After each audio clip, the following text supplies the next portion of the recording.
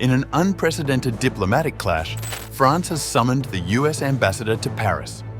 Charles Kushner's scathing letter accuses the French government of failing to protect its Jewish communities. Paris calls it unacceptable, a violation of international law. The transatlantic partnership, once steady, now faces a sharpened public test.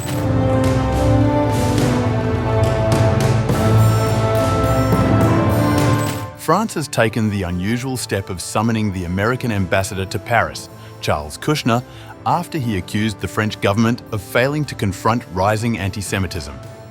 The diplomatic summons, announced late on August 24th, is widely seen as a sharp public rebuke to Washington's representative in France.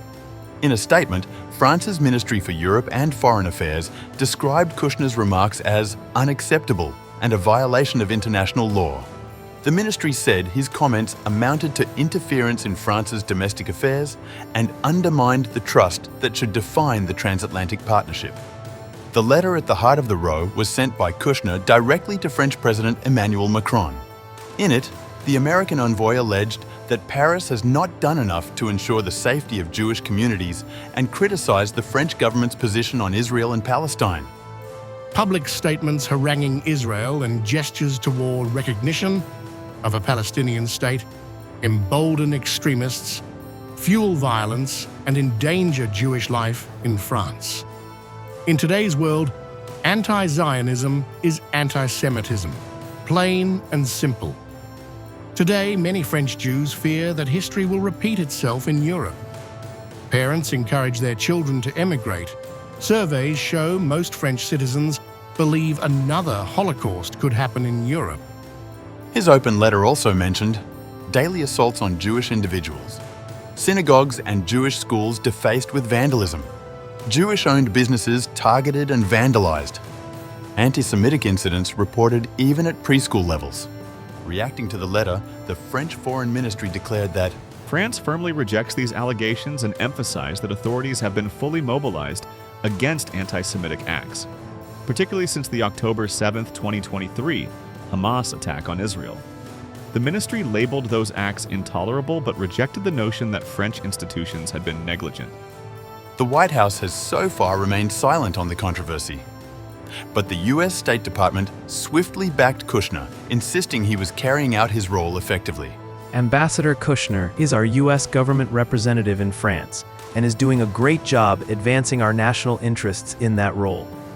The summoning of an ambassador is a formal diplomatic sanction, a clear signal of displeasure, though short of breaking relations. For Macron's government, it was a necessary step to defend sovereignty against what it views as an overreach by Washington's envoy.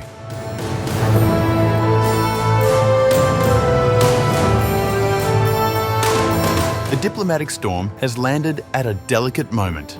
Just days ago, Emmanuel Macron rejected accusations from Israeli Prime Minister Benjamin Netanyahu that France's plans to recognize a Palestinian state were fueling anti-Semitism. Macron has made it clear that he sees formal recognition, scheduled for the United Nations General Assembly in September 2025, as a path toward peace and a two-state solution. The French president has urged an immediate ceasefire and more humanitarian assistance for Gaza, despite heavy criticism from Israel and the United States. Reacting to Macron's comments, US President Donald Trump had dismissed the announcement outright. What he says doesn't matter. He's a very good guy. I like him, but that statement doesn't carry weight. It's not going to change anything. Trump's remarks underscored a widening rift between Paris and Washington. His administration, backed by Secretary of State Marco Rubio, condemned France's position as reckless, claiming it emboldens Hamas and undermines peace efforts. The United States has maintained that recognition of a Palestinian state should not happen without Israel's consent. For Macron, however, France's independent posture is a mark of leadership. Paris, he argues, cannot afford to allow the Israeli-Palestinian conflict to dictate communal tensions at home. France is home to Europe's largest Jewish community, an estimated 500,000 people, around 1% of its population, alongside a sizable Muslim population. Both communities have reported a sharp rise in hate crimes since the Hamas attacks of October 2023 and Israel's subsequent military response. Kushner's intervention was seen in Paris not merely as criticism, but as aligning with Netanyahu's line of attack on France. That, French officials argue, is why it constitutes interference in internal affairs and undermines the respect usually accorded between allies.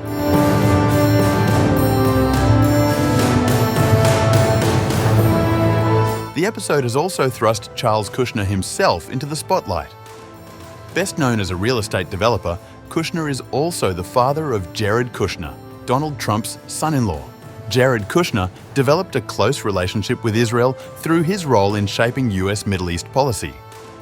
He was the chief architect of the Trump administration's 2020 peace plan and played a key role in brokering the Abraham Accords, which normalized ties between Israel and several Arab countries. He continues to maintain strong personal and political ties with Israeli leaders, promoting greater cooperation and peace efforts in the region. Charles Kushner's own path has been far from conventional. After graduating from Hofstra University in 1979, he built Kushner Companies into one of New Jersey's largest real estate firms, amassing a portfolio of more than 25,000 units across multiple states. But his career was derailed in 2005 when he was convicted on federal charges including tax evasion, making illegal campaign donations, and witness tampering. The most notorious element of the case involved Kushner hiring a prostitute to lure his brother-in-law into a videotaped encounter, which he then sent to his sister, a retaliatory move against a cooperating witness. He was sentenced to 2 years in prison. Chris Christie, then US Attorney for New Jersey, prosecuted the case, accusing Kushner of claiming over $1 million in charitable donations as office expenses and defrauding the Internal Revenue Service of hundreds of thousands of dollars. Despite that history, Donald Trump pardoned Kushner in December 2020 at the end of his first presidential term. The pardon cleared the way for Kushner to return to public life, and in 2024 he was nominated as Ambassador to France. The appointment raised eyebrows in diplomatic circles, but the Trump administration defended it as a sign of loyalty and trust.